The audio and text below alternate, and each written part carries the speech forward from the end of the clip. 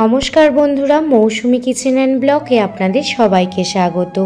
आज आमी बानाबो भीषण टेस्टी मटरशुटिर घुगनी।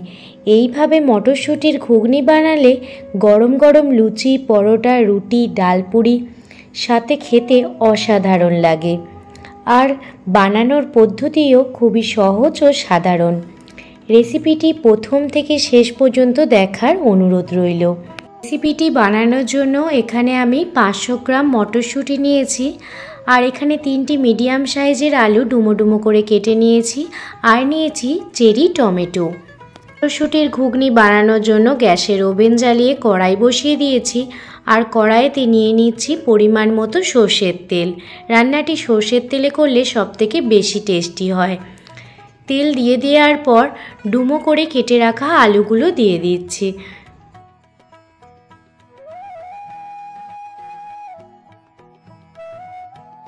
আলুগুলো দিয়ে দেওয়ার পর মটরশুঁটিগুলো দিয়ে দিচ্ছি আর স্বাদ মতো লবণ দিয়ে মটরশুঁটি আর আলুটা খুব ভালোভাবে ভেজে নেব।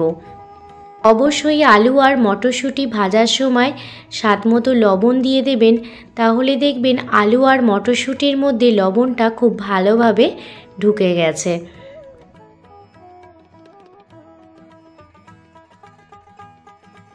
মটরশুঁটির গাগুলো একটু সাদা সাদা হয়ে আসবে, তখনই বুঝবেন যে মটরশুঁটিগুলো ভাজা হয়ে গেছে। এবার দেখুন মটরশুঁটি আর আলুটা খুব ভালোভাবে একটি প্লেটে তুলে নিচ্ছি। আপনারা এই মটরশুঁটির ঘুগনি ব্রেকফাস্টে কিংবা ডিনারে বানিয়ে সবাইকে খুশি করতে পারেন। মটরশুঁটি শেষ হয়ে যাওয়ার আগে একবার হলেও এইভাবে মটরশুঁটির ঘুগনি বানিয়ে দেখুন, সবাই দেখবেন চেটেপুটে খেয়ে নেবে।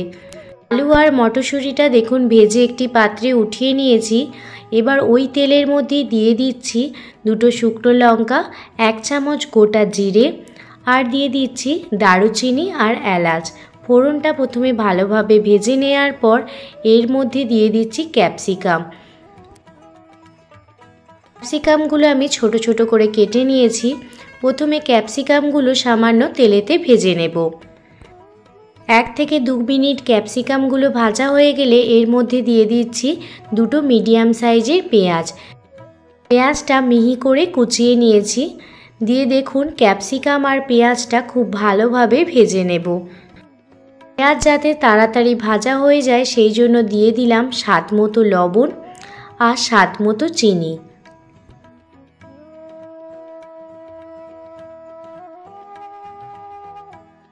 পেঁয়াজটা দেখুন ভালোভাবে ভাজা হয়ে গেছে। এই পর্যায়ে দিয়ে দিচ্ছি চেরি টমেটো। আপনাদের হাতের কাছে চেরি টমেটো না থাকলে নর্মাল টমেটোই দিয়ে দেবেন। আর দিয়ে দিচ্ছি বাটা মশলা। এখানে আমি আদা, জিরে, ধনে আর কাঁচা লঙ্কা বেটে নিয়েছিলাম আর সেই বাটাই 2 চামচ দিয়ে দিলাম। আর দিয়ে দিলাম 1 চামচ হলুদ গুঁড়ো আর 1 চামচ কাশ্মীরি লাল লঙ্কার গুঁড়ো। আপনারা ঝাল লাল লঙ্কার গুঁড়োও ব্যবহার করতে পারেন, তাতে কোনো সমস্যা নেই। এবার সমস্ত মশলা ভালোভাবে কষিয়ে নেব যতক্ষণ না পর্যন্ত চারপাশ থেকে তেল ছাড়তে শুরু হয়ে যায়। চারপাশ থেকে তেল ছাড়তে শুরু হয়ে গেলে দেখুন দিয়ে দিচ্ছি ভেজে রাখা আলু আর মটরশুঁটিগুলো। এবার সমস্ত মশলার সাথে আলু মটরশুঁটিটা ভালোভাবে কষিয়ে নেব, যাতে সমস্ত মশলা আলু মটরশুঁটির ভিতর ভালোভাবে ঢুকে যায়।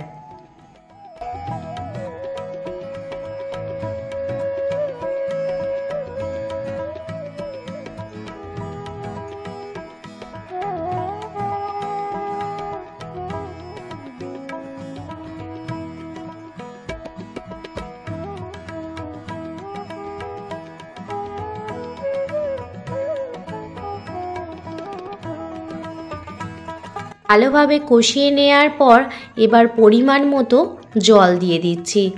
এখানে আপনারা আপনাদের পরিমাণ মতো জলটা দিয়ে দেবেন। জল দিয়ে দেওয়ার পর 5 থেকে 10 মিনিট মিডিয়াম ফ্লেমে হতে দেব, যাতে আলু আর মটরশুঁটিটা খুব ভালোভাবে সিদ্ধ হয়ে যায়। লবণটা কম মনে হচ্ছিল, সেই জন্য আরও কিছুটা পরিমাণ লবণ অ্যাড করে দিলাম। এবার ঢাকনা দিয়ে মিডিয়াম ফ্লেমে হতে দেব।